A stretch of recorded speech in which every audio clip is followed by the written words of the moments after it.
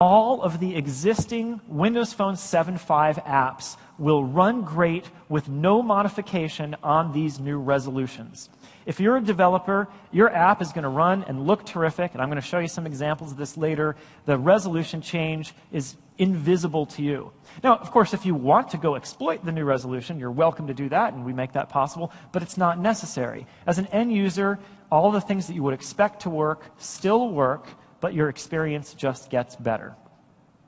Third, we're introducing removable micro SD support as a core part of the platform.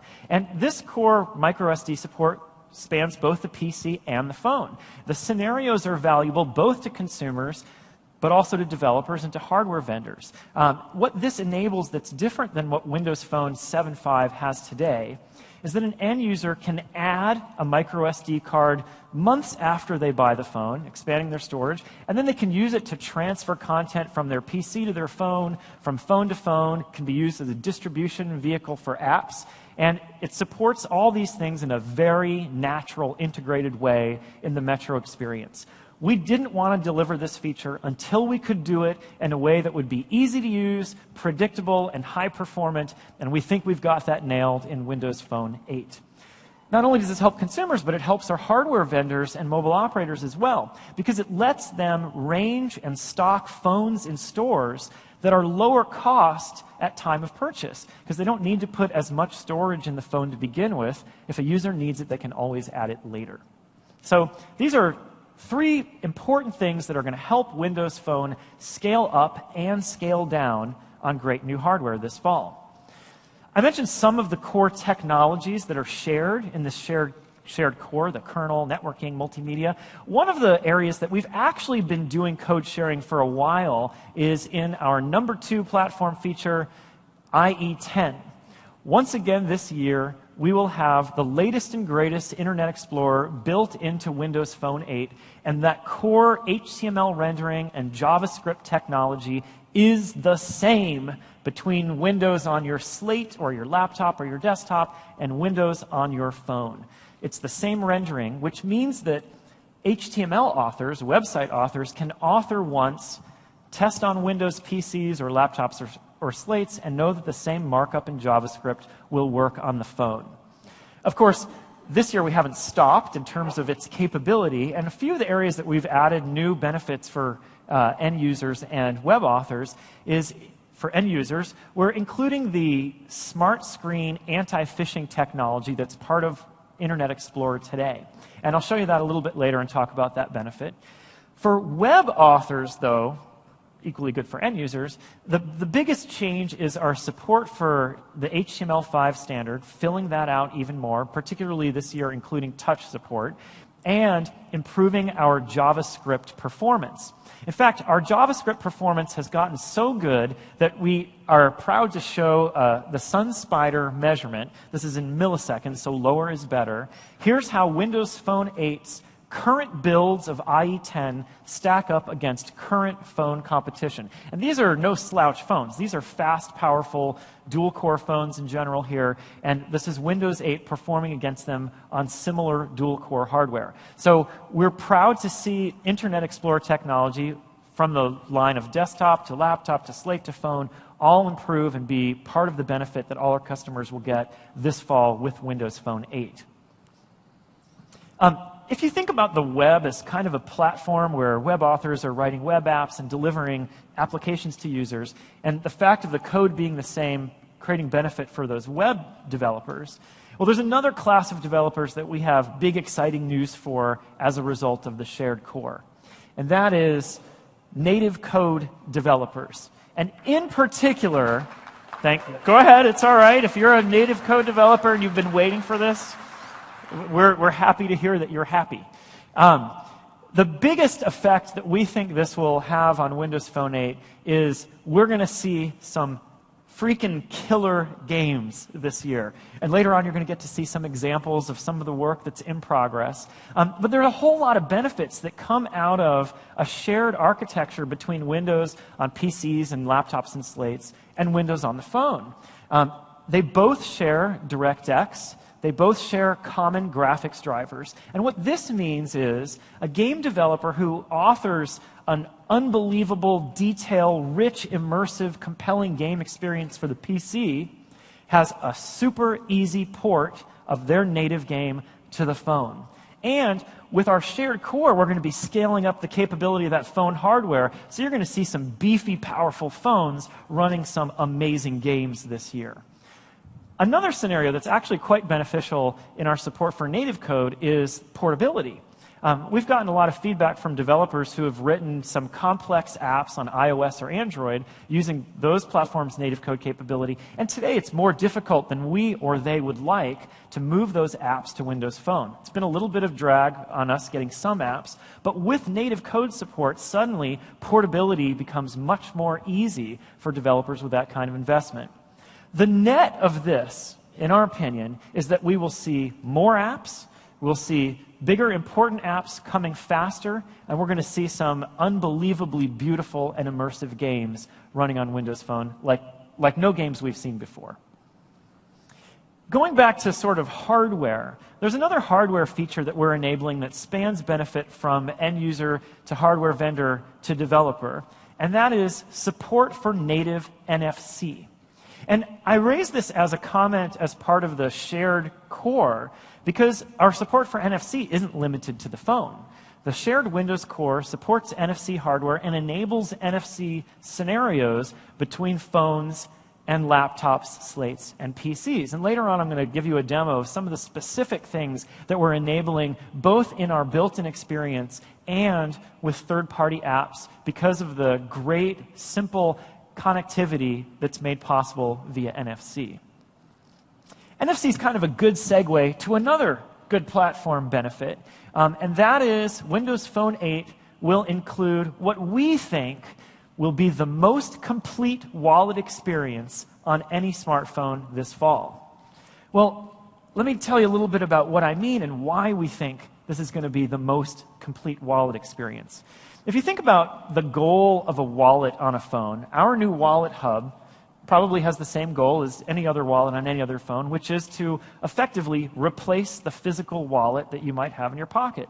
And that physical wallet does a number of things. It stores your credit cards and your debit cards. It stores your membership cards, your AAA or your frequent flyer. It stores things like coupons. It lets you take them out and pay for things. Our wallet does all of that. It both integrates third-party services into the wallet experience when you install a third-party app, so you have one place to go to see account balances, to see your frequent flyer information, or to pull a coupon out to redeem it. It integrates that via a third-party app API. It also supports secure NFC payments. So if you have a phone with an NFC chip built in, and in our case, a SIM from your mobile operator that has a secure element, we call this a secure SIM. A secure SIM enables your phone to be scanned at point of sale so that you can use those cards in your wallet to make purchases and payments. Our wallet spans the full range of scenarios, including secure payment to third-party scenarios like your frequent flyer card. And one of the things that's interesting about this, as this area has developed within the smartphone within the smartphone area, we've seen Google with their wallet enable secure NFC payments by putting the secure element in the device. And an unfortunate side effect for that has been that some mobile operators have chosen to remove the Google Wallet because the mobile operators themselves want to provision those secure elements and enable their customers to maintain their secure payment instruments as they move from one phone to the next. In general, the mobile operators prefer the model of a secure element on the SIM. And in many ways, that's better for end users too, because it means easy transition from one phone to the next. Our model works with mobile operators to deliver secure element on the SIM, and that's different than Google's model. Like Apple's model, our wallet also provides for integration with third-party apps and services. I'm going to give you a demo of this, so everything I'm describing is going to make more sense when you see the real code in action. But before I get to that, I do want to transition over and let you hear firsthand from our lead mobile operator partner on Wallet, and that is Orange in France. Orange has been a pioneer in this area working on Wallet, and we've been partnering deeply with Orange to make sure we have the right technology and the right service infrastructure to deliver an experience that will be delightful for end users. So let's cut to a video of Yves Metre from Orange talking about our wallet. We have been the first one in Europe to deploy the NFC transaction system. You guys, you have been able to put in the same experience something very easy and very convenient for customers. You have also been capable to align your solution with a GSMA recommendation. Is exactly what developer needs in order to provide our customers a very friendly and a very safe journey towards their mobile transaction. Wallet Hub Phone 8 will include Nokia's mapping technology built in. But I think there are some Nokia fans out there, or people who live in countries around the world where they know the benefit of the Nokia map data. One of the big things that's going to be an improvement as a result of this technology and platform change is Windows Phone around the world will have much better detail. In our partnership with Nokia, Nokia is delivering turn-by-turn directions, which will be included in Windows Phone in many countries around the world. And a little later on, Kevin Shields from Nokia will be out here to talk in a bit more detail about how that looks and how that works. So that is the number 6 platform benefit that's built into Windows Phone 8. On number 7, I'm going to address an audience that we really have not quite managed to address as fully as we would like. Unfortunately, for those of you who have been exposed to this audience, you know that some IT administrators have been somewhat dissatisfied with what Windows Phone 7 has had to offer for their enterprise or business. There have been a number of gaps. We think we have them filled in Windows Phone 8, and Windows Phone 8 is ready for business. What are the gaps? Windows Phone 8 will support encryption and secure boot. So an IT administrator or an enterprise that's concerned about the safety of its corporate data on all those phones scattered around the world, they can rest easy knowing that Microsoft's well-known and proven BitLocker technology will be encrypting the contents of the device with secure boot enabled. To admit, I'm going to be stretching a little bit here to call it a platform feature. You might want to call me on it, but that's okay. I want to get out there and do it anyway. And the reason why is I'm an end-user guy, and there's an end-user feature that we've been working on, which really does have platform implications. And it aligns with Windows 8. But from my point of view, it's an end-user feature.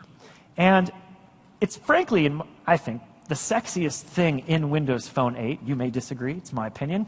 But I want to show it to you. And I think it's something that none of you have seen so far. We're changing the start screen. And for us, this is a big deal because the start screen is sort of the core of the Metro experience. So let me take you on a tour of what's going to be new here for end users in the new start screen. It starts with a tile.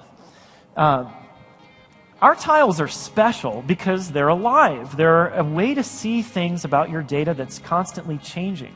And these live tiles are the heart and soul, in our opinion, of Windows Phone. The tile is a simple and elegant thing, but it's really powerful, and no other phone has these tiles. When someone starts putting their stuff into one of our phones, it officially becomes their phone from the inside out in a more profound way than any other smartphone does. It literally gets powered by their passions and interests, by their likes and their loves, and the things and people they care about most. We know that our users really love their phones, and we think the biggest reason is that live tiles make the phone so special and so personal. It's like a unique fingerprint that reflects each and every part of them. These live tiles are essentially the face of Windows Phone, and in Windows Phone 8, we're going to make that face more beautiful and even more personal. So I am pretty happy to introduce to you today the new Windows Phone 8 start screen. Our users have told us they want it to be